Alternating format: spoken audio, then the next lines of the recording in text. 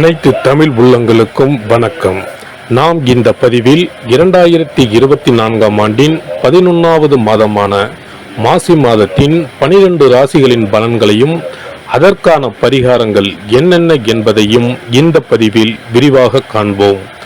எல்லோர் வாழ்விலும் பலமும் நலமும் செல்வ செழிப்பும் பெற எல்லாம் வல்ல இறைவனை வேண்டுகிறேன்.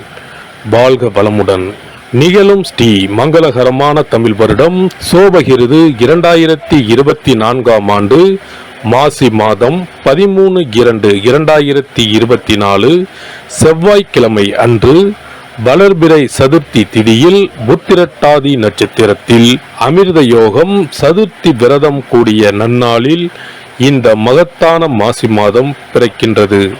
மாத தொடக்கத்தில் மாசி மாத கிரக நிலைகளை ஆராய்ந்து பார்க்கும் போது மேச ராசியில் குரு பகவானும், கன்னி ராசியில் கேது பகவானும், மகர ராசியில் செவ்வாய், புதன் மற்றும் சுக்கிர பகவானும் சஞ்சரிக்கின்றனர். கும்ப ராசியில் சனி பகவானுடன் சேர்ந்து சூரிய பகவானும் சஞ்சரிக்கின்றனர். மீன ராசியில் ராகு பகவான் சஞ்சரிக்கின்றார்.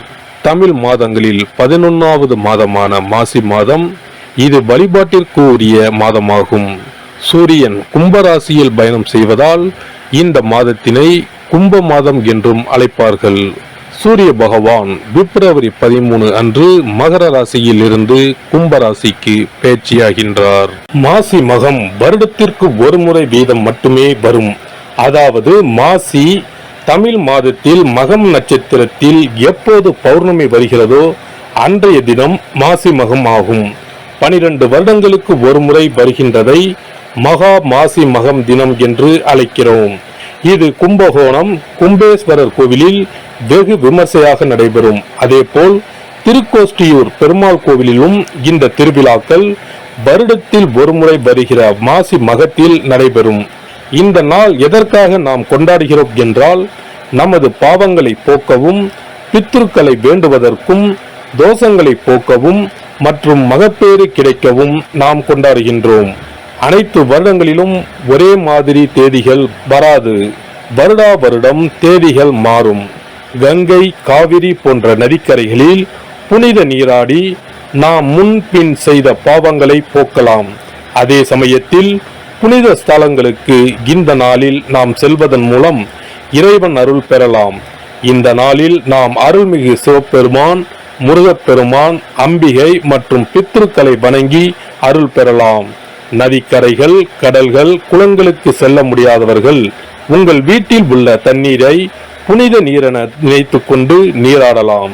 ஆங்கில மாதம் மார்ச் 5 இரவு 9:30 மணிக்கு ஆரம்பித்து மார்ச் 7 விடியற்காலை 12:05 மாசி மகம் முடிவடைகிறது. மகர ராசி அன்பர்களுக்கு உத்திராடம் 2, 3, 4ஆம் பாதம், திருவோணம், அவிட்டம் 1, 2ஆம் பாதம் நட்சத்திரங்களில் பிறந்தவர்களுக்கு சந்தித்து வருகின்ற துயரங்கள் ஒரு பக்கம் தனியாக நின்று கொண்டிருந்தாலும், மனதிற்கு பிடித்தமான விசேஷ அனுகூல சம்பவங்களும் மேன்மைகளும் எதிர்பாராத உயர்வுகளும் உங்களை நெருங்கிக் கொண்டுதான் இருக்கிறது. இதனை வைத்து ராசிக்கு இந்த மாதம் முழுவதும் ஏகப்பட்ட திருப்பு முனைகள் ஏற்படும். ராசிக்கு கெட்டவரான செவ்வாய் ராசிக்குள் உச்சமாக நிற்கிறது. ராசிநாதன் சனி பகவான் 7.5 சனியில் 3/4 பாகத்தை முடித்துவிட்டு பாத சனியாக 2ஆம் இடத்தில் அமர்ந்திருக்கிறார். ராகு கிரகம் வெற்றி ஸ்தானத்தில் அமர்ந்திருக்கிறார். மாதம் முழுவதும் 8க்குடைய சூரியன் சனி பகவானுடன் இணைந்து 2இல் அமர்ந்திருப்பதால் பொருளாதார வளர்ச்சி காத்திருக்கிறது. தர்ம கருமாதிபதி யோகமும் இந்த மாதம் உண்டாகி இருப்பதால் எதிலும் நினைத்ததை தாண்டிய வளர்ச்சி கண்டிப்பாக உண்டு. இந்த மாதம் தொடங்கி 13 தினம் முடிவதற்குள் சாத்தியமில்லாத விஷயங்கள் கூட சகாய மேன்மையை உண்டாக்கும். மாதம் முழுவதும் 9இல் அமர்ந்திருக்கிற கேது கிரகத்தால் பலவித நன்மைகளும் அபரிமித பணப்புழக்கமும் காரிய வெற்றியும் ஈடுபடுகின்ற காரியங்களில் இனிமையும் அதனால் பொருள் வரவுகளும் காத்திருக்கிறது. குடும்ப நிலைமை உயர்வாகவே நீடிக்கும். வாழ்க்கை துணையுடன் மகிழ்ச்சி சம்பவங்கள் தொடரும்.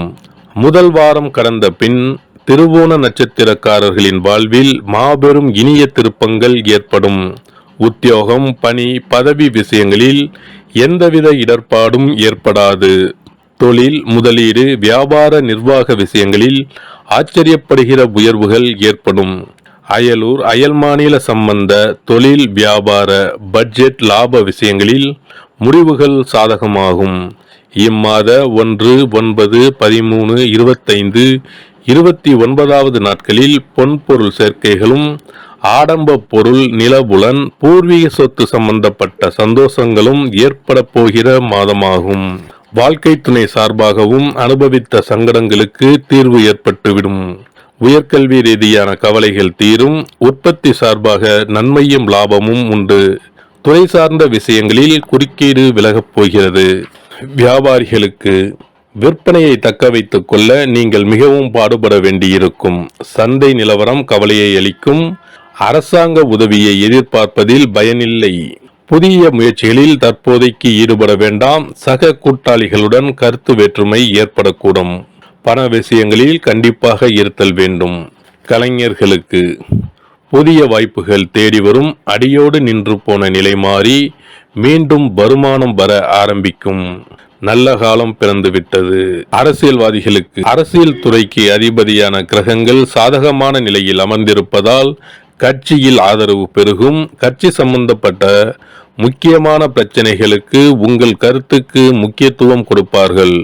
மாத கடைசியில் முக்கிய பொறுப்பு ஒன்றையும் ஏற்க நேரிடும். மாணவர்களுக்கு பாடங்களில் மனம் ஆர்வத்துடன் ஈடுபடும். நினைவாற்றல் கூடும். தேர்வுகளில் நல்ல மதிப்பெண்களை பெறுவதற்கு புதனின் நிலை உதவிகரமாக அமைந்துள்ளது. வெளிநாடு சென்று உயர்கல்வி பெற வேண்டும் என்ற விருப்பம் இருப்பின் தற்காலிகமாக அதனை ஒத்தி போடுவது நல்லது. விவசாயிகளுக்கு உழைப்பிற்கேற்ற விளைச்சலும் வருமானமும் கிடைக்கும். தேவைக்கு அதிகமாக மழை பெய்வதால் கால்நடைகளின் பராமரிப்பில் பணம் விரயமாகும். சில தருணங்களில் கடன் வாங்கி சமாளிக்க வேண்டி வரும். பெண்களுக்கு உடல் நலனில் நல்ல முன்னேற்றம் காணலாம். இருப்பினும் கிரகங்கள் அனுகூலமில்லாமல் சஞ்சரிப்பதால் மனதில் நிம்மதி குறையும். அடிக்கடி கணவருடன் கருத்து வேற்றுமை ஏற்பட வாய்ப்புள்ளது. பரிகாரம்: இம்மாதம் தொடர்ந்து ஸ்ரீ நடராஜர் தரிசனம் செய்யவும். செவ்வாய்க்கிழமைகளில் ஸ்ரீ நரசிம்மரை வழிபட்டு கொண்டிருக்கவும். சிறப்பு பரிகாரங்கள்: வருமானத்தை பெருக்குவதற்கு வருமானம் வந்ததும் அல்லது சம்பளம் வாங்கியதும் அந்த தொகையில் 1% தொகையை தனியாக எடுத்து வைத்து விடுங்கள். அந்த பணத்தில் பாலால் செய்த இனிப்பு வகைகள் வாயில் போட்டாலே தித்திப்புடன் எளிதில் கரைந்து வாயிற்குள் போய்விடக்கூடிய இனிப்பு வகைகளை வாங்கி ஆதரவற்றோர், சாலையோர பணியாளர்கள், தூய்மை பணி செய்வோர், ஆதரவற்ற நிலையில் வறுமையில் வாடும் குழந்தைகள் மற்றும் தொழிலாளர்களுக்கு கொடுங்கள். மகிழ்ச்சியுடன் உங்கள் கைகளால் இனிப்புகளை கொடுங்கள். இப்படி செய்வதால் சனி சுக்கிர யோகம் உண்டாகும்.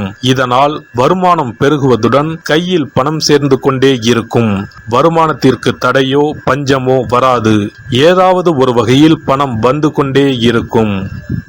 இது தவிர மாத சம்பளம் வாங்கியதும் அல்லது கைக்கு வருமானம் வரும்போது ஒவ்வொரு மாதமும் முதல் செலவாக வீட்டிற்கு கல்லுப்பு, ஊறுகாய் போன்றவற்றை வாங்கி வைக்கவும். கல்லுப்பு, ஊறுகாய் போன்றவை மகாலட்சுமிக்கு மிகவும் விருப்பமான ஒன்று.